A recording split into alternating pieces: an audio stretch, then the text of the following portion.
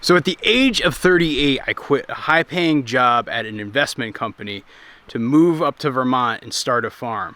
Let me try to say if the sacrifices and costs were worth it. But before I answer that question, let's go check on the ducklings.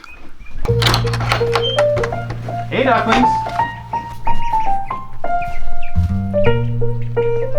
Hey, ducklings, how you doing? Everybody doing good?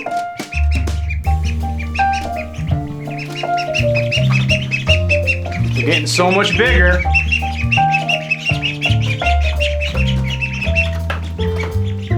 By the way, this was our weird duckling, the bald one. She's actually growing in her own peach fuzz now. You can actually kind of see it here. My theory is that they were just picking at each other. They were, when the kids hatched them out at the preschool, they were keeping them actually in like this little tiny aquarium. And I think that might not have been enough space for them, and so they were picking at each other and eating each other's fluff. Now that they have more space, I think things are gonna be just A-okay.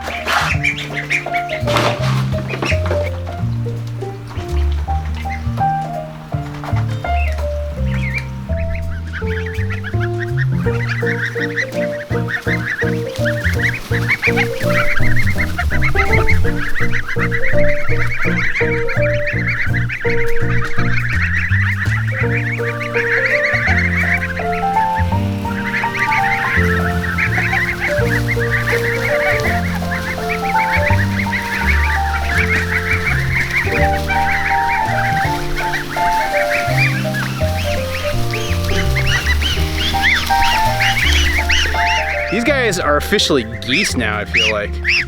They're really filling out. I mean, look how big they are. And their coat is so fluffy and soft, it's incredible. They're getting the down. They're really starting to feather out. It's quite impressive.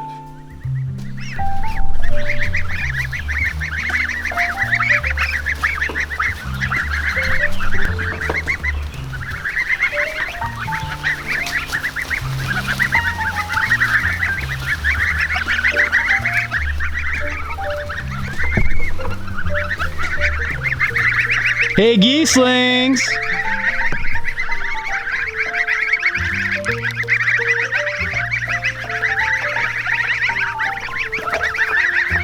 It was about a year ago, and I walked into the CEO's office. CEO, he was the co-founder of this company. It's a $35 billion asset management and investment company. And there I was, just walking into his office.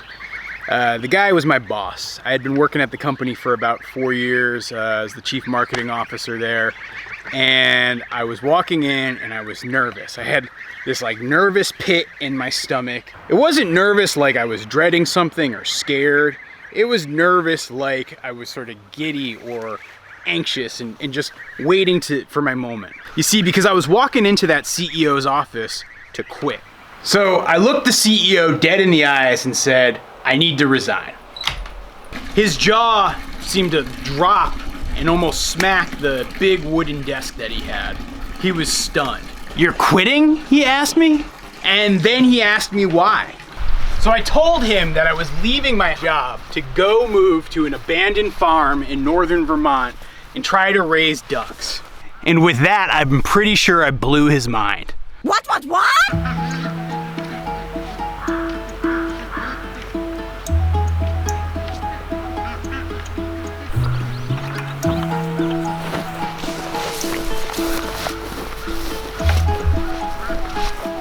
Ever since I was like in my mid-20s, I had been working like crazy hard to try to climb this corporate ladder. I'd been working really hard to advance a career, to make something of myself, to make as much money as possible. You know, I had been working 18-hour days, traveling nonstop, doing whatever it took to grow my career, to rise. You know, I had this aspiration that I wanted to be a chief marketing officer. And there I was, quitting a job as a chief marketing officer to essentially go drop out and live on a farm. But mind you, this wasn't like some sort of weird, hasty decision. This had been something that I had been building for probably the last 2.5 years. You see, ever since I achieved that goal of becoming a chief marketing officer, I realized that that thing I had been striving towards and working so hard for was kind of empty and hollow. Like, I had always envisioned that I would achieve that status and it would somehow make me happy on the inside. And it really didn't. And it was one of those things where I actually had this period where I was very bummed out and depressed by the fact that this career aspiration that I'd worked so hard to achieve ended up not meaning all that much to me. How you doing, Duck? Huh? So my wife Allison and I, when we were early on in our marriage, we actually got into this big disagreement once about farmers markets and food from farmers markets. She loved going to the farmers market and would always try to make us go out each weekend to the farmers market in Union Square each Saturday.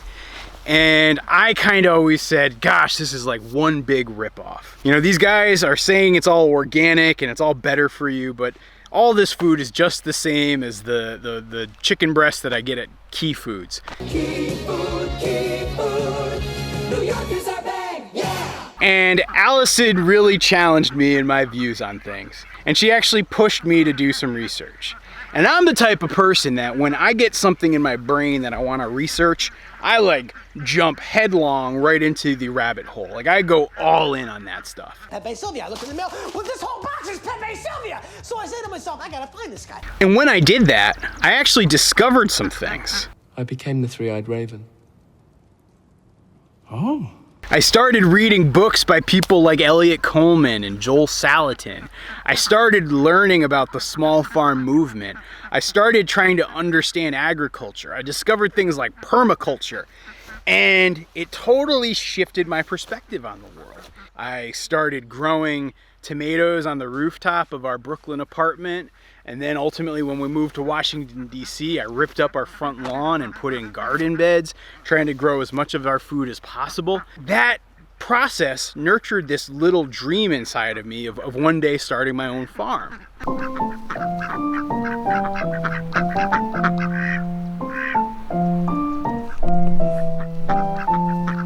And so Allison and I, we started talking about buying a farm. And our dream was to like have a farm that we retire to, not something that we would stop our careers and move off to. And so long story short, we ended up finding and buying this place.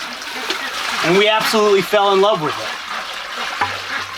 And even longer story short, we came to the conclusion that we shouldn't wait to move up here. We should do it now.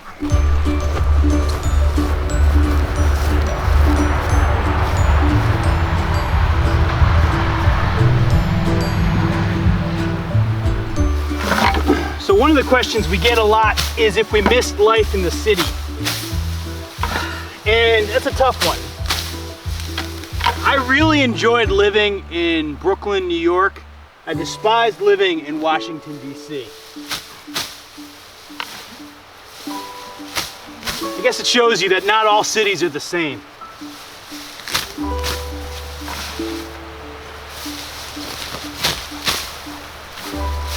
I think Allison missed the city a lot more than I do. She needs her city time. Usually every couple of months she ends up going back to the city, whether it be New York or Boston or DC, to visit friends and, I don't know, get her hair done and that sort of thing and live the city life.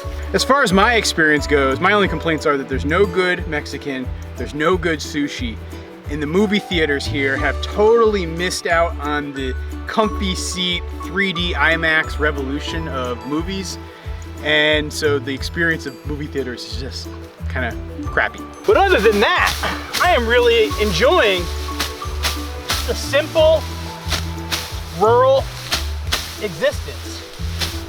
I usually try to leave the goslings with a bucket of greens in each tractor overnight. They're eating so gosh darn much these days. So Allison moved up here first and actually went back to school to study to be a nurse practitioner, the type of job that was in high demand in our rural area here in Vermont. And I set out to try to find a new job up here in Vermont. And I know some of you who aren't familiar with our story might be saying, wait, I thought you said that you're a farmer in Vermont now. Well, I am a farmer in Vermont and we're building a farm here in Vermont, but that doesn't mean that the farm is our primary source of income. Because we've never farmed before and because I'm really just learning the ropes, it seems kind of stupid to jump all in when you don't have the skills, infrastructure, or business plan that actually could support you. So roughly 8 months after Allison had moved up here, I had lined up a job here in Vermont. It wasn't a continuation of the career trajectory that I had been on. It actually required several sacrifices. And so there I was at 38 years old,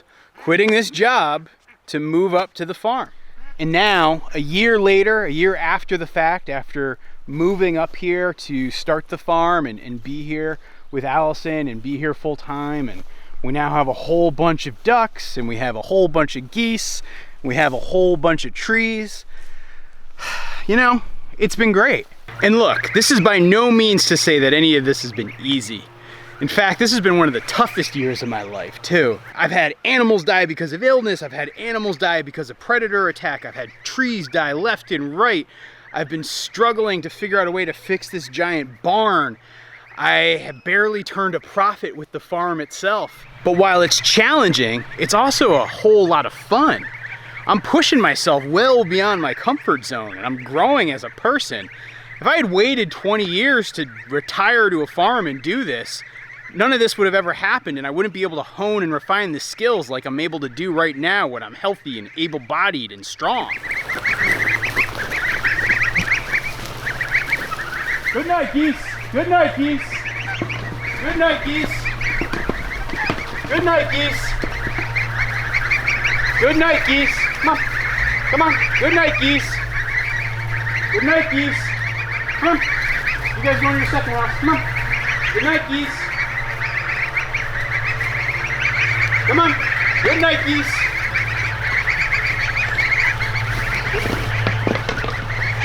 There we go.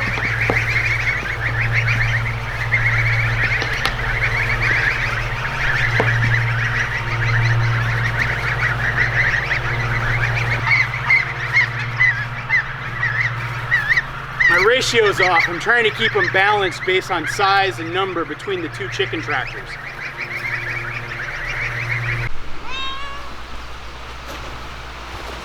Oh, Lil, did you just get a chipmunk?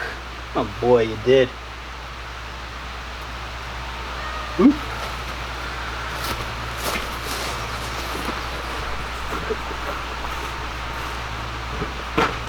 Oh, ducks, go to bed! Oh, ducks, go to bed! Oh, ducks, go to bed! Oh, ducks, go to bed! Oh, ducks, go to bed! Good job, guys.